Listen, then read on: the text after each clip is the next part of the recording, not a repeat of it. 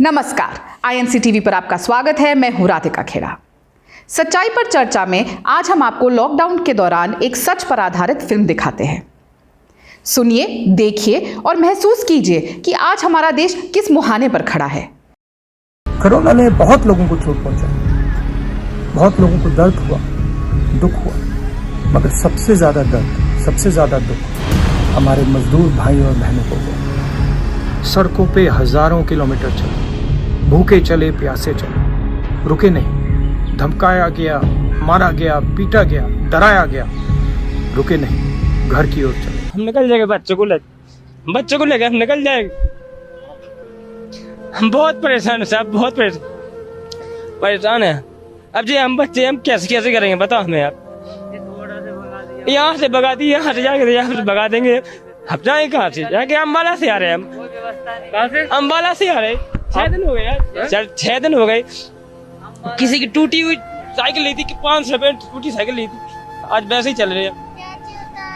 सही है, जैसा है वो तो एक जगह बैठे हैं ना, एक जगह मिलना ना खाने के लिए उनको लिए।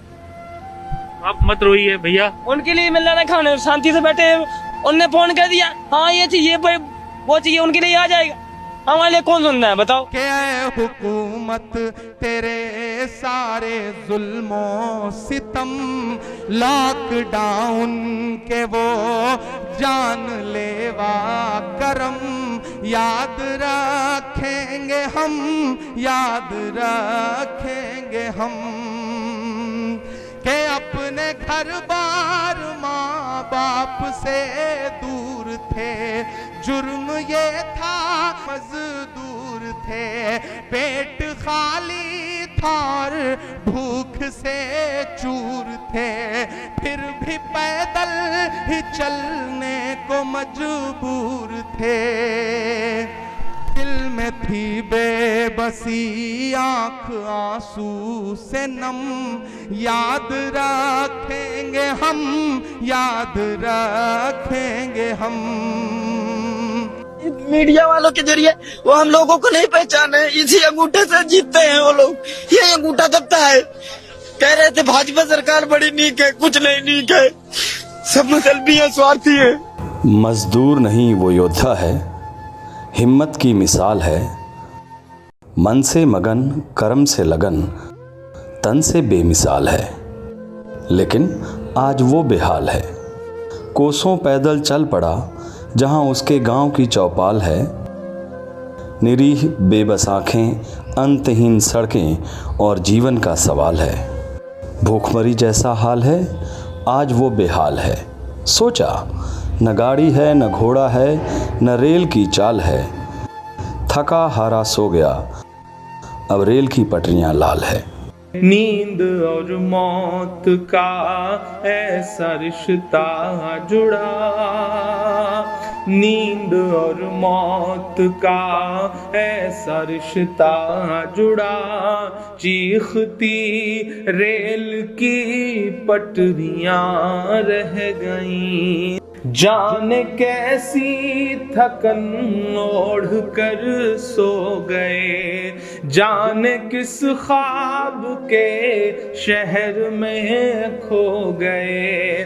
जे नींद से आखिरी नींद जिस दम मिली, नींद से आखिरी नींद जिस दम मिली, घुट के सीने में कुछ हिचकियां रह गईं, पेट और भूख ही के लिए था सफर, पेट ही उनको फिर ले चला उनके घर, पेट ही उनको फिर ले चला उनके घर। उनकी फरियाद पहुंची न दिल्ली तलक, उनकी फरियाद पहुंची न दिल्ली तलक, चंद बिखरी हुई रोटियां रह गईं, उनकी चीखें फजाओं में गुम हो गई, राह तकती हुई बेटियां रह गई। देश में उनके जाने का यूं गम हुआ, फेसबुक और ट्विटर पे मातम हुआ। इस हुकूमत की पत्थर दिली देखिए, अनसुनी अनसुनी सिसकियां रह गईं। रेल की पटरियों तक ने ली सिसकियां, फिर भी चुप देश की कुर्सियां रह गईं। चीखती रेल की पटरियां रह गईं, घुट के सीने में कुछ हिचकियां रह गईं। मजदूर जो आज मजबूर है, कोई शहर से, कोई घर से, तो कोई अपनों से दूर है। मजबूत इरादों ने कुछ को मंजिल मिला दी, तो कुछ घर पहुँचे, कुछ दहलीज के करीब पहुंचकर दम तोड़ दिए, तो कुछ सड़कों पर। अपने जीवन में आत्मनिर्भर एवं आत्मसंतोष का लक्ष्य बनाकर दूसरों को एक बहुत बड़ा संदेश देते हैं, वो हैं कामगार, मेहनतकश किसान और मजदूर। ये मेहनतकश लोग लू के थपेड़ों की चपेट में या फिर सूरज की झुलस में भी पीछे नहीं हटते और अपने काम को अंजाम देते हैं, और इसीलिए इन्हें देश की धरोहर कहा जाता है।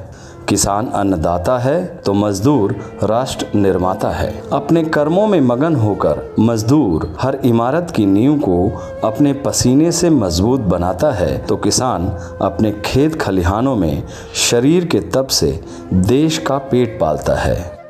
पर सरकारें धन्ना सेठों की आरती उतारती है।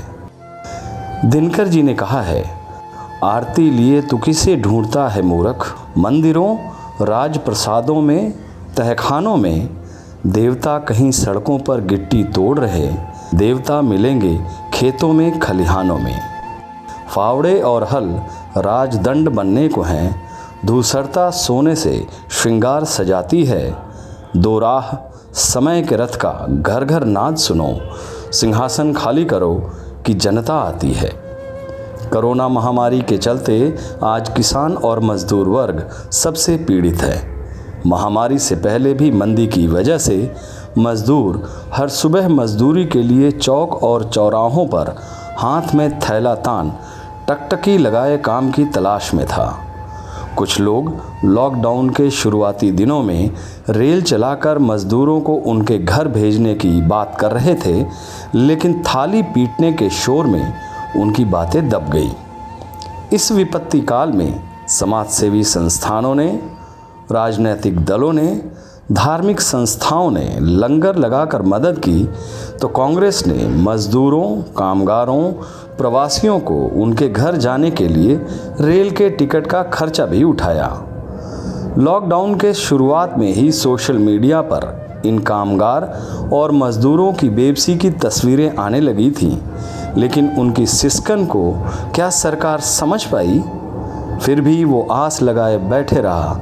फिर एक दिन अपना बोरिया बिछौना उठाकर चल दिया, पैदल नंगे पांव कड़कड़ाती गर्मी में सड़क पर, रेल के ट्रैक पर, और सरकारें खोखली बातों से उसे लूटती गई।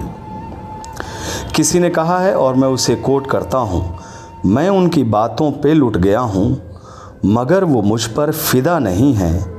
वो ऐसे ठुकरा रहे हैं मुझको कि जैसे मेरा खुदा नहीं है। कहा जो मैंने मरीज़ गम हूँ, मेरी हालत पर भी रहम खाना। वो चल दिए सिर्फ इतना कहकर, तेरे मर्ज़ की दवा नहीं है। पुकारा मैंने, नहीं रुके वो, तो मैंने उनसे ये कह दिया था, मेरे मुकद्दर की मात है ये, तुम्हारी कोई खता नहीं है। लॉकडाउन का दर्द आज भी कर रहा है और सरकार की गलत नीतियों से आम जनता किस तरह आज भी परेशान है। हमारे साथ इस पर चर्चा करने के लिए आज जुड़े हैं भारतीय राष्ट्रीय कांग्रेस से राज्यसभा सांसद श्री शक्ति सिंह गोहिल। शक्ति सिंह जी, सच्चाई पर चर्चा में आपका स्वागत है। शक्ति सिंह जी, लॉकडाउन को पूरा 1 साल बीत चुका है। कोरोना वायरस को भारत में पैर पसारे हुए भी 1 साल से ऊपर हो चुका है। तब में और अब में सरकार की तैयारियों में और सरकार कितने सीरियसली इस मुद्दे को ले रही है और इस बीमारी को ले रही है, और जनता के प्रति उनकी क्या भावनाएं हैं और जनता के प्रति उनकी क्या जिम्मेदारियां वो निभा रही हैं, तब में और आज में क्या फर्क है?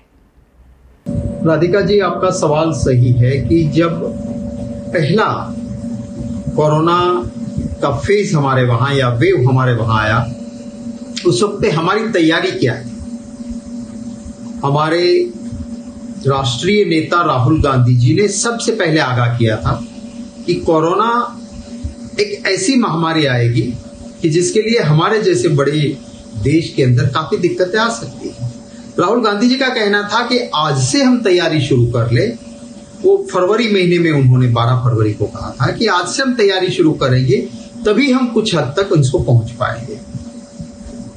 कम हमारी बदकिस्मती रही कि देश की सरकार ने, भाजपा के नेताओं ने इस इंटेलिजेंट बात को सही मायने में लेने की बजाय राहुल गांधी जी का मजाक उड़ाने शुरू कर दिया। कहने लगे ये तो ऐसे ही पैनिक ही फैला कर रहे हैं, कुछ नहीं होने वाला है। जब वर्ल्ड हेल्थ ऑर्गेनाइजेशन ने भी कह दिया था कि दुनिया में कोरोना फैल रहा है, ज्यादा लोगों को इकट्ठा नहीं होना चाहिए, उस वक्त पे सिर्फ पॉलिटिकल माइलेज के लिए अहमदाबाद के सरदार वल्लभ भाई मोटेरा स्टेडियम में एक बहुत बड़ी इवेंट हुई, और उस इवेंट में देश के प्रधानमंत्री आ गए। नमस्ते ट्रंप प्रोग्राम हुआ। उस वक्त अमेरिका में काफी बड़े पैमाने पे कोरोना फैल चुका था। ढेर सारे लोग ट्रंप की तैयारी के लिए अमेरिका से आ गए, जो बंबई भी काफी रुके।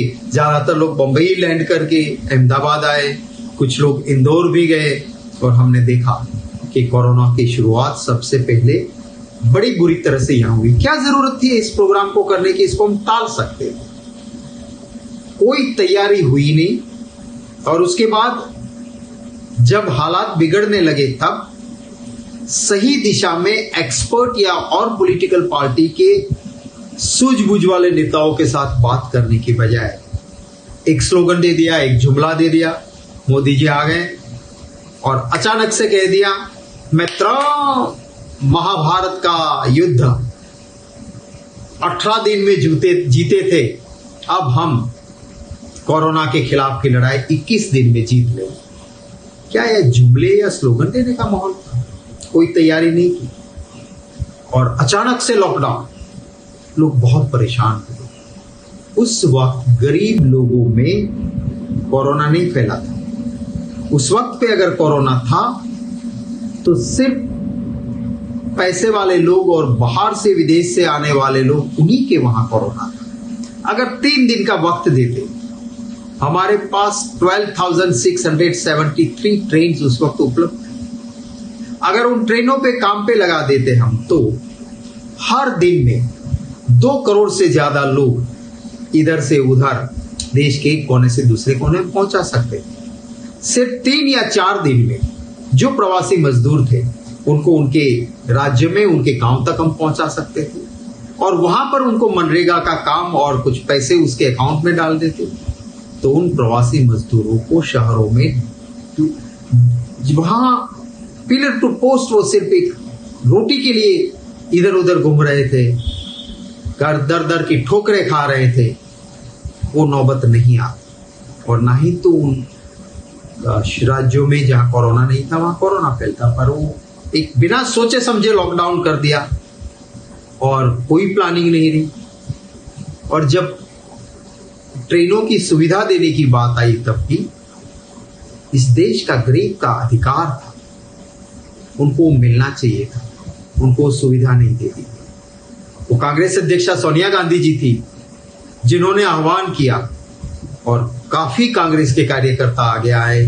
प्रदेश कांग्रेस कमेटीज, AICC ने मुफ्त में उन प्रवासी मजदूरों के लिए इंतजाम किया। तो दूसरी ओर भाजपा के कुछ लोग इस ऐसे वक्त में भी प्रवासी मजदूर से चीटिंग करके, ब्लैक में टिकटें देके पैसे हड़प रहे हैं, ऐसे सूरत के भाजपा के कार्यकरों के वीडियोस वायरल। अगर सही मायने में उस वक्त पे प्लानिंग हुई होती तो हमारा देश इतना दुखी नहीं। फर्स्ट वेव खत्म हुआ, काफी दिक्कतों के बाद का वो मामला था। सब देश अपनी तैयारी में लगे थे कि सेकेंड वेव आए। हमें तो बहुत लंबा वक्त मिला, दूसरे देशों में सेकेंड वेव शुरू हो गया था, हमारे वहां नहीं हुआ था। राहुल गांधी जी बार बार कहते रहे कि तैयारी रखो, ये दवाइयां बाहर मत भेजो, इंजेक्शंस बाहर मत भेजो, वेंटिलेटर यहां पे रखो।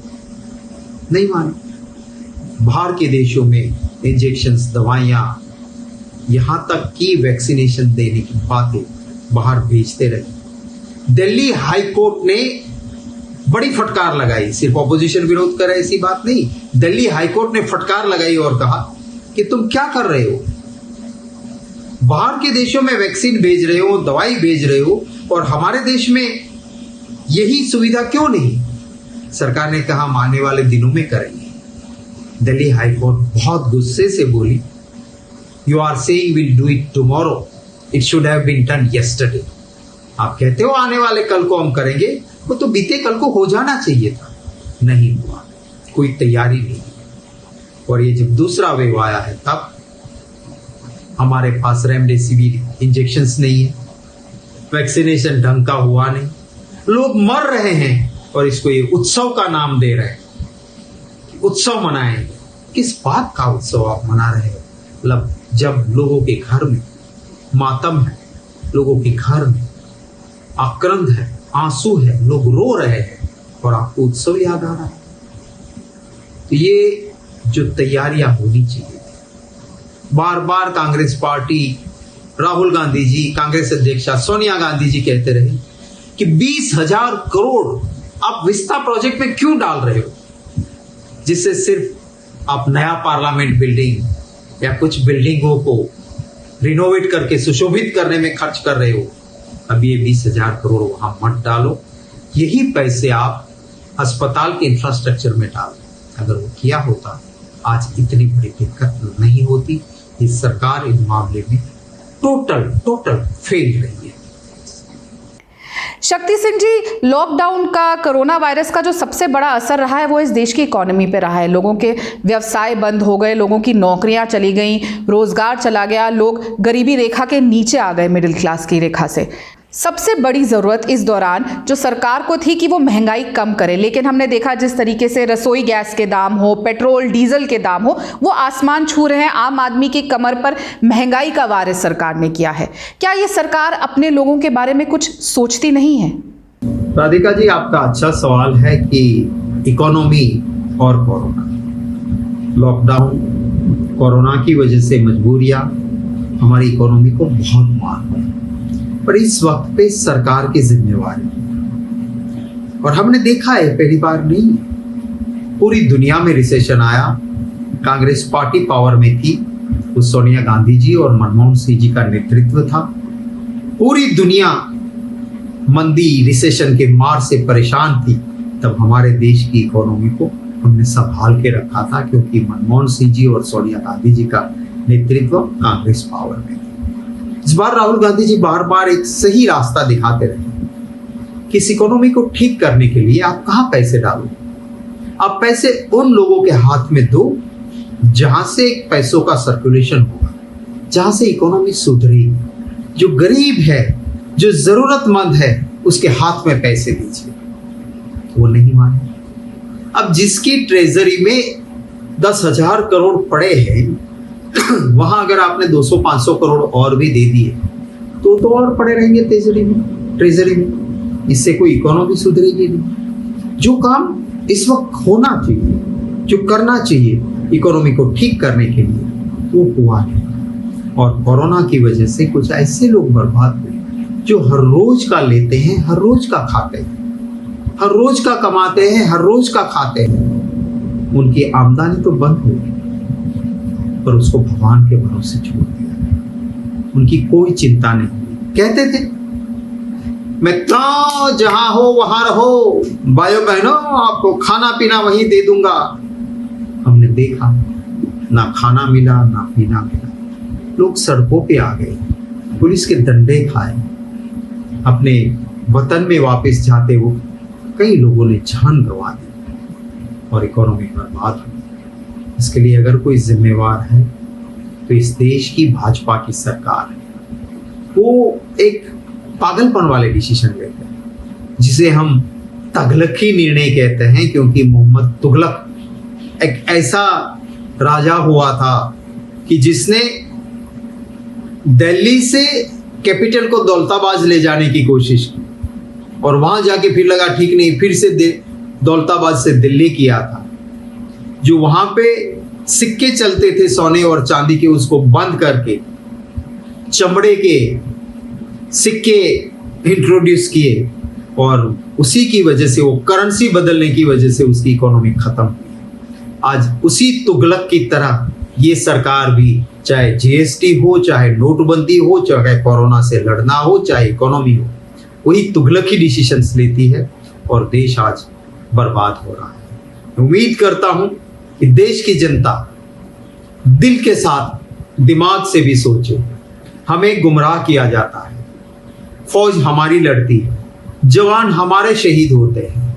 किसी भी सरकार ने फौज की बहादुरी पे वोट बैंक की पॉलिटिक्स नहीं की। राम, मैं हिंदू हूं, मैं मानता हूं, पर मैं मेरे मोक्ष की प्राप्ति के लिए राम का नाम लेता हूं, मत की प्राप्ति के लिए नहीं। ये भगवान राम को भी वोट बैंक पॉलिटिक्स में यूज करते हैं। इसे कोई लेना देना नहीं, चाहे राम का मरे चाहे रहीम का मरे, अपनी वोट बैंक भरे, यही पॉलिटिक्स ये कर रहे हैं। इनके खिलाफ अगर हम देश के सिटीजन्स, देश के नागरिक जागरूकता से दिमाग और दिल दोनों लगा के नहीं सोचेंगे तो आने वाले दिनों में देश को बहुत बड़ा नुकसान। शक्ति सिंह जी, आज देश में कोरोना बहुत तेजी से बढ़ रहा है, पहले के मुकाबले और ज़्यादा केस आ रहे हैं। आप स्वयं कोरोना से पीड़ित रह चुके हैं। हमारे स्वास्थ्य मंत्री कहते हैं कि चुनाव हो, रैली प्रचार हो, ये एक बहुत बड़ा कारण है कि कोरोना फैल रहा है। आपने खुद बिहार चुनाव में काम किया और बहुत करीबी से चुनाव देखे हैं। क्या आपको लगता है चुनाव प्रचार और क्या सरकारें और राजनीतिक पार्टियां इस चीज़ की जिम्मेदार हैं इसके इतने तेजी से फैलने के लिए? बात सही है आपकी, राजनेता भी जिम्मेवार है इसमें। पेनल्टी आप लगा देते हो अगर किसी का मास्क थोड़ा सा नाक से भी नीचे आ गया। तो अगर गुजरात की बात करें तो 165 करोड़ सिर्फ मास्क के लिए वसूली सरकार ने की। और दूसरी तरफ भाजपा के नेताओं को देखो, हाँ मेरे कांग्रेस के नेता भी, मैं भी, हम अगर कहीं माइक पे बोलना होता है और आसपास कोई नहीं होते हैं तो मास्क नीचा करते हैं, बात करते हैं। मैं आपको इंटरव्यू दे रहा हूं, मेरे आसपास कोई नहीं है, पूरा सोशल डिस्टेंस है, कमरे में कोई नहीं है, मैं बिना मास्क से आपके बात करता हूं। और जैसे ही रैली या लोगों के बीच होते हैं, राहुल गांधी जी से लेके कांग्रेस का हर कार्यकर्ता अपना मास्क पहन के रहता है। और दूसरी ओर आपने देखा होगा अमित शाह रैलियों में जाते हैं, ट्रक पे चढ़े हैं, आसपास भीड़ लगी हुई है, मास्क मुंह पे नहीं। गुजरात में CR पाटिल है इनके प्रदेश भाजपा के अध्यक्ष, हर जगह गुजरात में रैलियां निकाली, कहीं पे ना सोशल डिस्टेंस, ना मास्क, ना किसी भी गाइडलाइन को उन्होंने फॉलो किया और लोग परेशान हुए। इतना कोरोना बढ़ गया। जब चुनाव आता है तो ऐसा लगता है कि जैसे भाजपा की सरकार में कोरोना गायब ही हो गया। और वो जो भी SOP है, जो भी गाइडलाइन कोरोना की है, वो सिर्फ देश के नागरिकों को फॉलो करना है। ये शहंशाह जो भाजपा के हैं उनके लिए ना कोई कानून है ना उसको फॉलो करना, तो ये भी ठीक नहीं। शक्ति सिंह जी, मार्च महीने में यूनाइटेड नेशंस के मंच पर जाकर भारत के राजदूत ने बहुत गर्व महसूस करते हुए ये कहा कि भारत बाहर के देशों में ज़्यादा वैक्सीनेशन सप्लाई कर रहा है और अपने देश में कम लगा रहा है। और बार बार ये भी सामने आ रहा है अन्य राज्यों से कि उनके पास टीकों की कमी है। और ये भी देखने को मिला है कि आप जिस प्रदेश से आते हैं गुजरात में, वहाँ पे 18 साल की उम्र के से बड़े लोगों को टीका उपलब्ध कराया जा रहा है। तो कहीं ना कहीं क्या जो भारत सरकार है वो अपने शासित प्रदेशों के साथ और अन्य शासित प्रदेशों के साथ कहीं ना कहीं सौतेला व्यवहार करती आ रही है? यस, आपकी बात सही है। टीकाकरण में जो ठीक काम होना चाहिए थी वो नहीं। पहले तो जो कुछ वैक्सीन जिसका थर्ड ट्रायल नहीं हुआ था, जो स्टैंडर्ड्स है जो बनाए गए हुए, उसमें जो बात कही गई है उसका पालन नहीं हुआ और कहीं ना कहीं इम्प्लीमेंटेशन शुरू हुआ, जिससे एक शक के दायरे में ये आना शुरू हुआ। कुछ ऐसे वैक्सीन्स भी यहाँ पे अवेलेबल हो गए थे जिसके थर्ड ट्रायल भी खत्म हो गए थे और काफी वक्त मिला। अगर उसी वक्त हम सही दिशा में टीकाकरण करना शुरू कर देते बड़े पैमाने पे, तो शायद आज अगर टीकाकरण से फायदा होना था तो उससे आज ये सेकेंड वेव में हमें दिक्कतें नहीं होती, पर वो हुआ।